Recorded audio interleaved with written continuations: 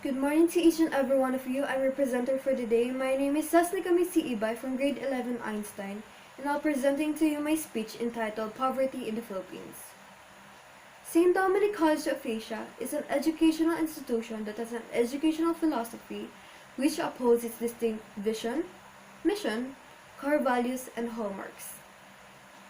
These set of educational philosophies are carried out by every Dominican students, and in doing so, would they be individuals with profound learning ability, transformative leadership, and multicultural abilities and attitudes.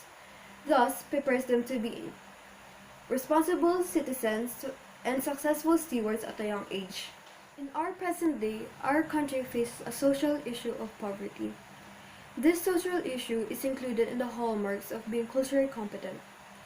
Culturally competent refers to the ability to understand and interpret political and cultural events from multiple perspectives in a global society. Therefore, in this case, realizing that poverty is one of the major cultural issues in our country and understanding it would lead us closer to being culturally competent individuals that are able to find solutions regarding this real-life problem.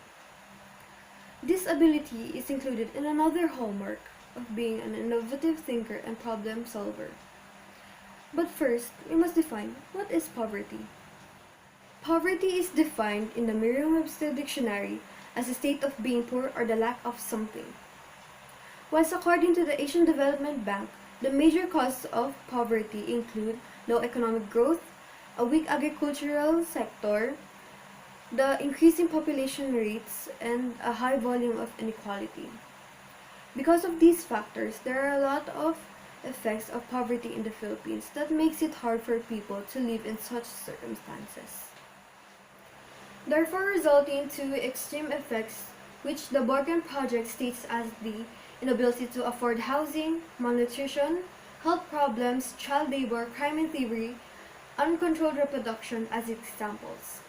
But we are only focusing on two examples, which is the health problems and uncontrolled reproduction.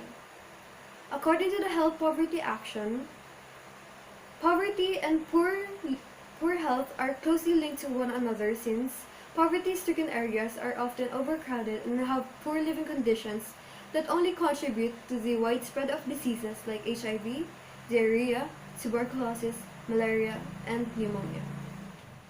The mortality rate affects the economic growth of a country. Things like adequate amounts of food, clean water, sanitation of one's environment are actually the simplest way for the prevention of such morbid diseases. But due to their poor living states, things could only take a turn for the worse.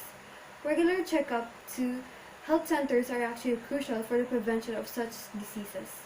But due to their incapabilities of treatment fees, one would only result to the neglecting of their illnesses to be treated.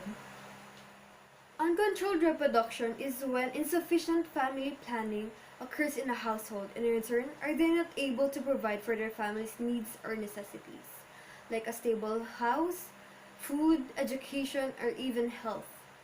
But such matters can be dealt with by even mere students like ourselves. This applies more for Dominican students since we are from well-off families and we can provide help through either financially or through volunteer works. Our school has its roots deeply affiliated with a medical background, therefore we're more than capable of providing free medical checkups, medical platforms, and even family planning seminars that can help improve the state of poverty-stricken households. And in the long term, can we help improve the state of our country bit by bit?